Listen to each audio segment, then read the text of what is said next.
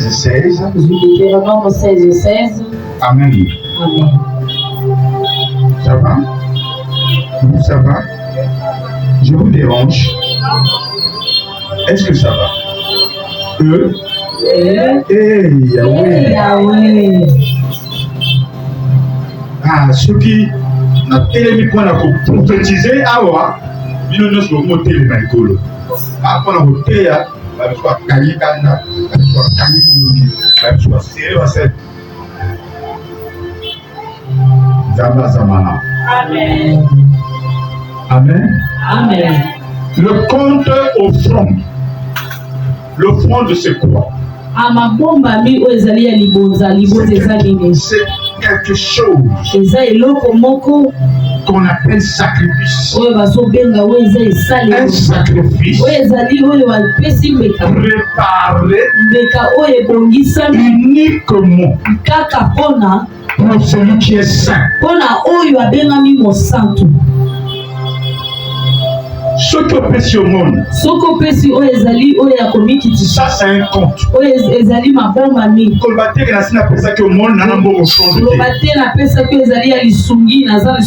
monde, tu peux faire ça pas tout le temps. Mais l'offrande, c'est une obligation que tu dois donner tout le temps. Mais na compte offrande, ils ont un tiroir. Ils ont une armoire. Dans cette armoire-là, il y a plusieurs tiroirs. Nous voyons, premier tiroir, il y a l'offrande ordinaire. Là où le Deutéronome dit, je vous donne des références après. Vous voulez que je vous donne déjà? Ça va prendre du temps. Je vous donne après. Hein? C'est un regard. Après, non? Pour que ça aille plus vite. Tu veux qu'on donne déjà maintenant? Après? Amen. Je vais vous donner. Ne vous faites pas ça. C'est pas sort pas de moi, ça vient de Dieu. Comme il y a beaucoup de comptes qui sont en train d'avancer. L'offrande ordinaire. La Bible dit 3 fois que vous vous présenterez devant Dieu. Ne partez pas les mains vides dans l'église. Lorsque tu arrives, ne viens pas les mains vides. Maintenant, les mains vides, ça veut dire quoi? Est-ce que les mains vides veut dire que quand je n'ai pas l'argent, que je vais voler?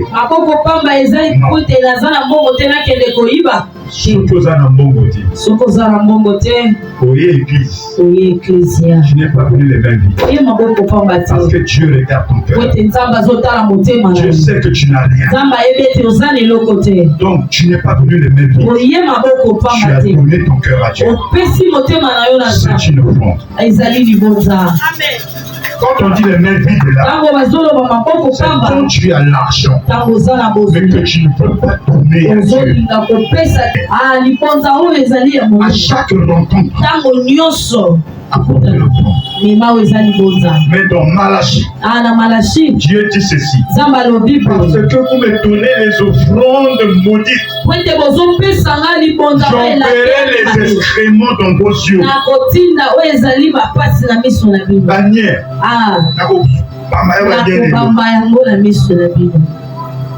Tu prépares les beignets. Est-ce que vous savez pourquoi parfois certains chrétiens font des choses, parfois ça ne marche pas? Parce que parfois vous êtes aussi trop spirituel.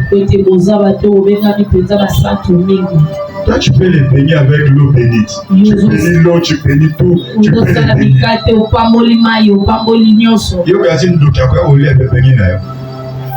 Je suis cancer, moi, je suis malédiction. Des malédictions, tu es poisson. C'est que tu prends là. C'est pour tout le monde. Et les bons et les mauvais. Toi, plus c'est bon pour ton commerce. Laisse les choses aller. Jésus. Deuxième tiroir, l'offrande volontaire. L'offrande volontaire, c'est une bonne offrande que tu as décidé toi-même d'aller donner à Dieu. Pendant que les gens donnent, tu as pris une offrande que tu as mis dans l'enveloppe. Tu donnes. Tu peux aussi donner à l'homme de Dieu. Tu peux aussi donner à un autre frère. Tu peux aussi donner à une sœur de l'église. Si tu es jeune de comprendre. Mais tu apportes le fonds volontaire pour l'église. C'est-à-dire que tu as pensé toi-même que je vais apporter ça à l'église. Ce n'est pas un don. Mais c'est une offrande. L'offrande volontaire. Les enfants d'Israël apportaient les offrandes volontaires dans la maison de Dieu. Mais il y a aussi l'offrande spéciale, c'est Exode 22:30. L'offrande spéciale. C'est une offrande que tu n'as jamais fait dans ta vie. Comme Abraham a décidé de donner Isaac. C'est une offrande spéciale. Le jour de mon anniversaire, je peux donner à Dieu une offrande de mon âge pour lui dire merci. Qu'il ajoute encore. C'est volontaire et spécial. Quelqu'un me comprend? Il y a aussi le fond de souvenir. Il y a aussi le fond de repentance. Tu avais trompé ton mari ou ta femme. L'infidélité a cassé votre couple. Tu as demandé pardon à Dieu, tu as pleuré devant Dieu. Dieu a réconcilié le couple. Tu peux lui donner une offrande de repentance et une offrande d'action de grâce. Amen. Vous comprenez bien? Si tu peines à te réconcilier avec ton mari parce qu'il t'avait surpris dans un truc, viens voir ton pasteur. Paye une offrande de repentance après avoir compris. Et puis rentrer en prière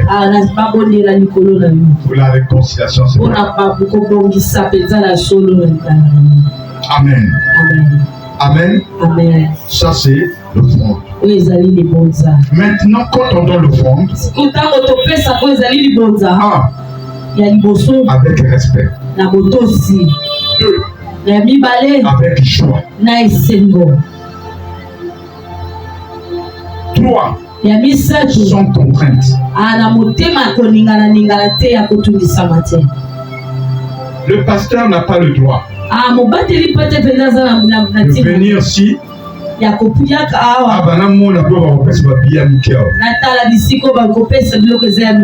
Jésus a dit, parmi tous ceux qui ont donné, la femme a préféré et celle qui a donné pour ce mais elle a donné tout. Ne donnez pas à Dieu l'argent que vous n'avez pas besoin.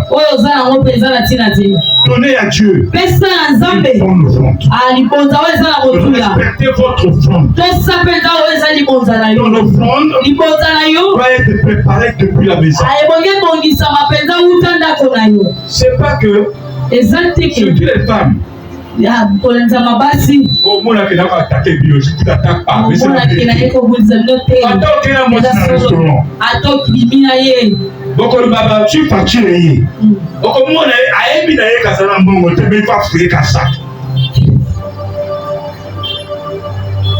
Wow. C'est beau. Moi, c'est ce que j'ai remarqué. C'est comme m'a dit. Les femmes, même quand elles savent qu'il n'y a rien, mais elles font semblant de fouiller le sac.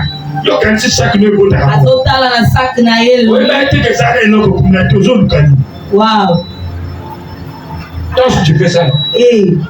Wow. Ça vient de celle qui a tes côtés, dit maman, alléluia. Amen. Alléluia. Amen.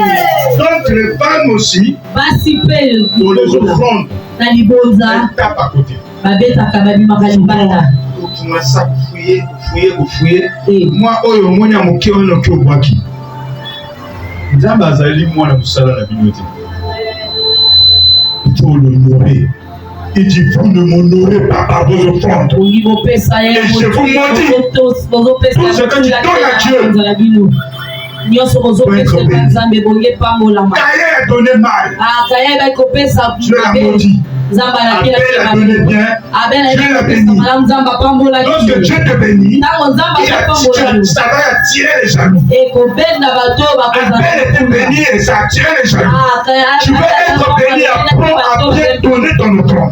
Même depuis la maison, tu peux mettre ton offrande dans une enveloppe. Tu veux que tu donnes. On qui t'a dit que pour donner l'offrande, même c'est 500, tu peux mettre ton enveloppe.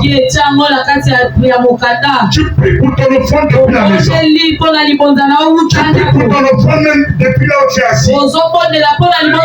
Tu tapes ton offrande. Dieu te bénit. Mais c'est pas que vous donnez. Après, on dit, mais elle appelle ça pour la pasteur. Tu ne donnes pas au pasteur. Est-ce que vous savez ce que le pasteur fait? Le pasteur, parfois, il a étudié. Parfois, c'est un cordonnier. Parfois, c'est un menuisier. Parfois, c'est un médecin. Parfois, c'est un juge. Mais il y en a qui abandonnent leur travail parce qu'ils n'ont plus le temps. Pour se mettre au service de Dieu. Dieu a dit que les Lévites vont vivre de l'autel. Quand on dit celui qui travaille à l'hôtel mange à l'hôtel. Les gens pensent que l'hôtel là c'est l'hôtel, les hôtels où on nous loge. Non, bien l'hôtel en question, c'est l'hôtel AUTEL. Il faut comprendre que quand tu viens donner, c'est pas ton problème. Dieu, on ne le voit pas. Dieu est invisible. Quand on prie pour moi, le pasteur prie pour moi, c'est pas Dieu que je vois, c'est le pasteur que je vois. Et quand je vais donner le fond de Dieu, le fond de là, c'est pas pour le pasteur. Je le donne à Dieu. Les micros, parfois tombent en panne. Les micros ont besoin de pieds. Il n'y a pas l'électricité, il faut acheter le carburant. Mais si toi tu raisonnes, Dieu bénit les fous. Si tu veux être un vrai enfant béni, deviens un fou de Jésus, deviens un fou de Dieu. Ne raisonne pas pour faire quelque chose pour Dieu. Ne réfléchis pas. Donne à Dieu. Abraham n'a pas réfléchi. On connaît Isaac comme cadeau.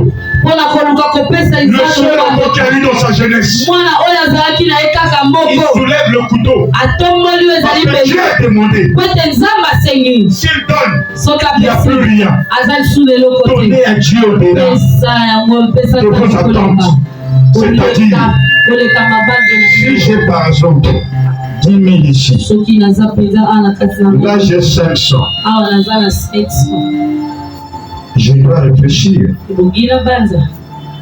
Combien donner à Dieu? Ce qui a moi dans Moussala Nayo, et ça est 500. Il n'y a pas qu'on note 500 un livre à souvenir pour ton compte. Plus tu mets dans ton compte, plus tu sèmes dans ton compte, plus tu vas récolter beaucoup dans ton compte. Chez Dieu, il n'y a rien pour rien.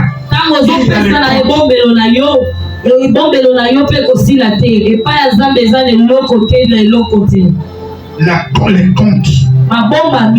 C'est un compte que tu as ouvert en banque. Et le nom des banques que vous voyez là, ce sont les noms de chaque compte aussi qui est dans la Bible.